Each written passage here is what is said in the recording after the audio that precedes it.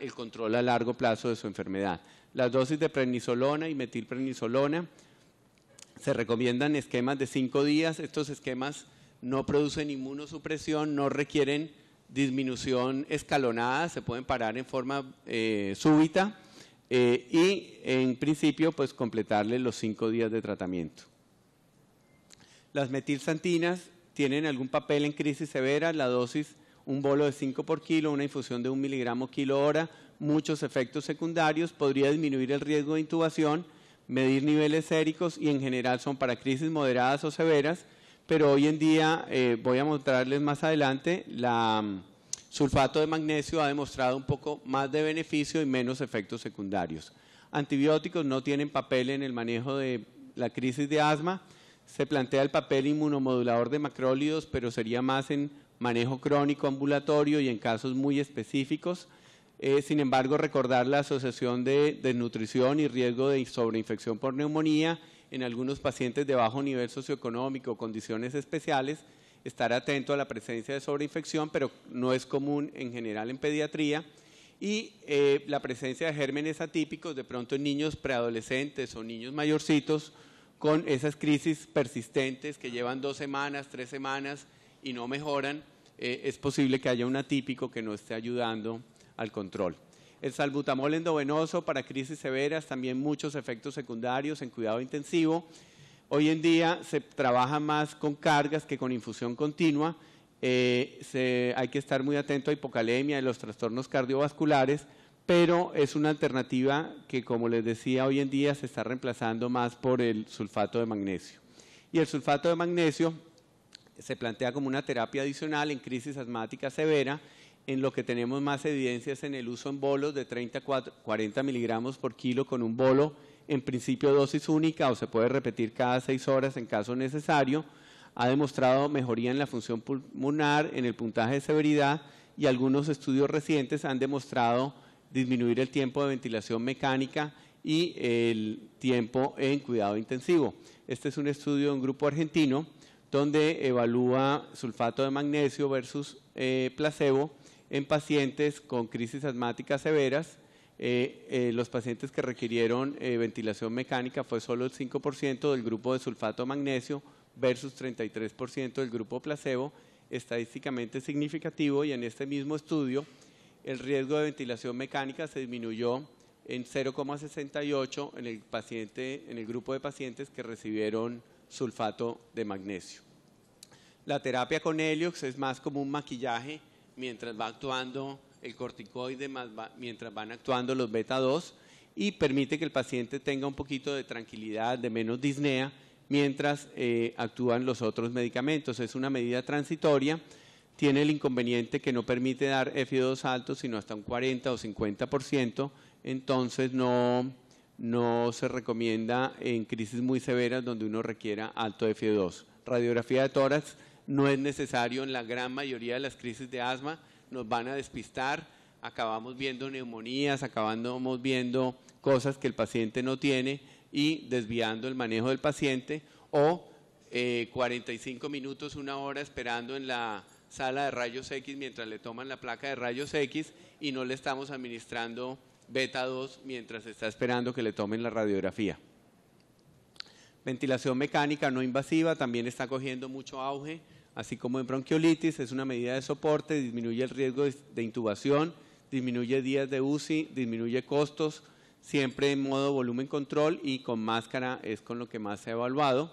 Ya cuando el paciente requiere intubación, siempre el paciente que tenga gran hipoxemia y gran hipercapnia, pues considerar ya ventilación mecánica, volúmenes corrientes bajos, tiempos expiratorios prolongados, frecuencias respiratorias bajas, tener una hipercapnia permisiva y ir aumentando flujos inspiratorios.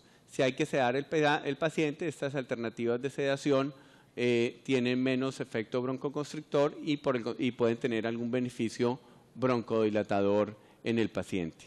Y finalmente recalcar que lo más importante para prevenir y manejar crisis de asma es tener un paciente educado, el paciente que tenga adherencia a su medicamento controlador, que use sus corticoides inhalados, que reconozca en forma temprana la presencia de una crisis, que sepa que debe empezar su salbutamol tan pronto comienzan los síntomas, a ese paciente le va bien y no va a tener que requerir consultar al servicio de urgencias. Lo importante es hacer un manejo a tiempo. Bueno.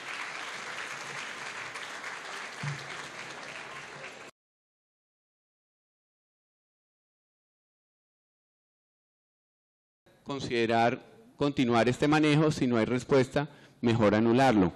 Y este es un estudio que mezcla la acción de adrenalina con corticoide oral, donde se toman 4 grupos, un grupo que está solo con placebo, un grupo que está solo con dexametasona oral, un grupo que está con adrenalina nebulizada y un grupo que está con adrenalina nebulizada cada 4 horas y dexametasona oral diaria.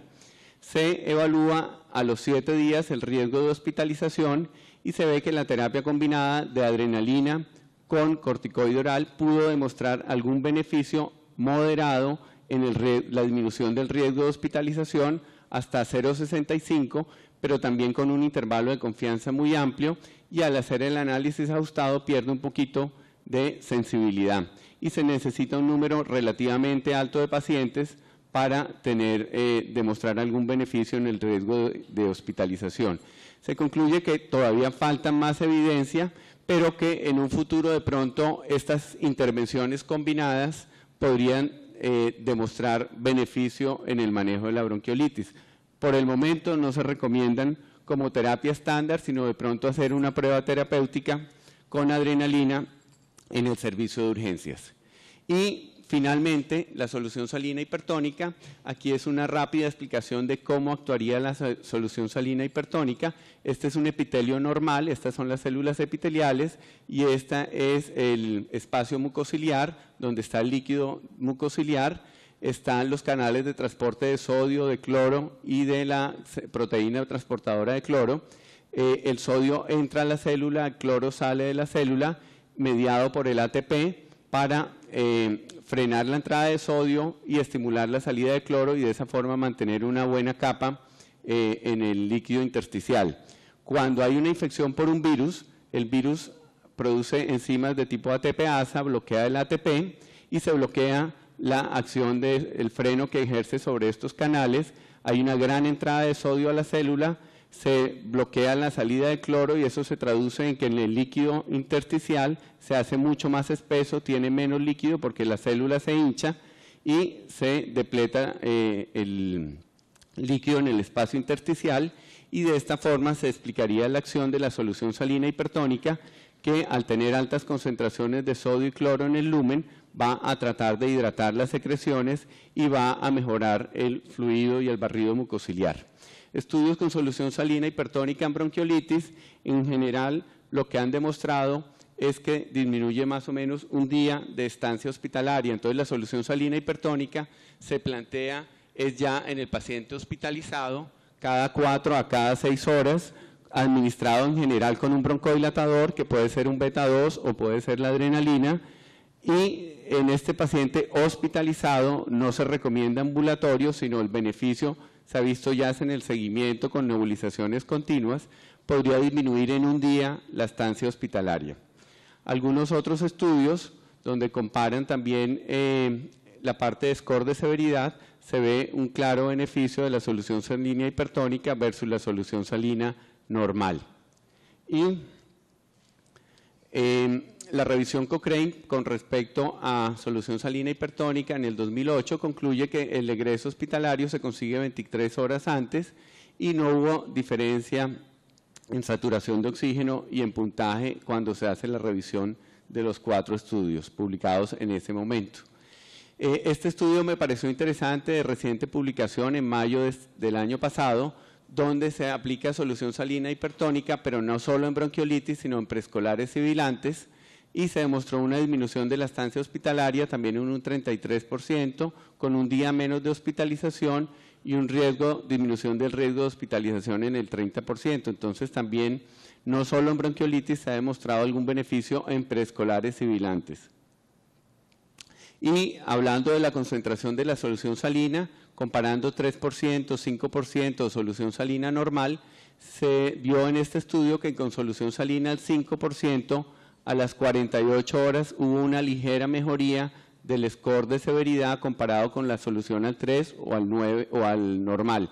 Faltarían yo creo que más estudios para evaluar otras concentraciones de solución salina hipertónica. ¿Cómo se prepara una solución salina al 3%?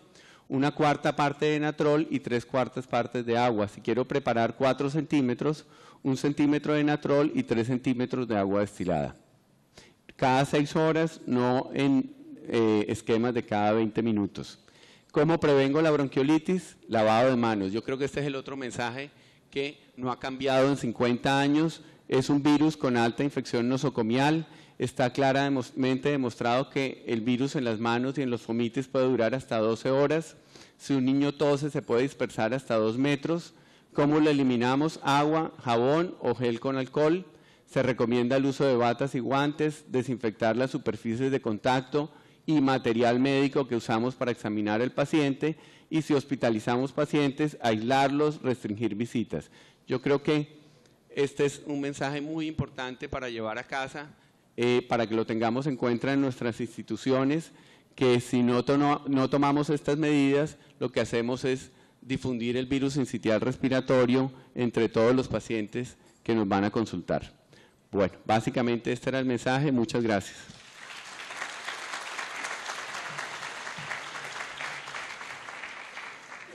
Yo creo que para no cansarlos, el doctor Gustavo Ordóñez nos hará la presentación de oxigenoterapia y yo voy a adelantar mi presentación de crisis de asma que estaba para mañana porque la doctora Danitza Madero, que tiene fibrosis quística, no alcanzó a llegar en este horario a la presentación. Entonces, Gustavo, te invito.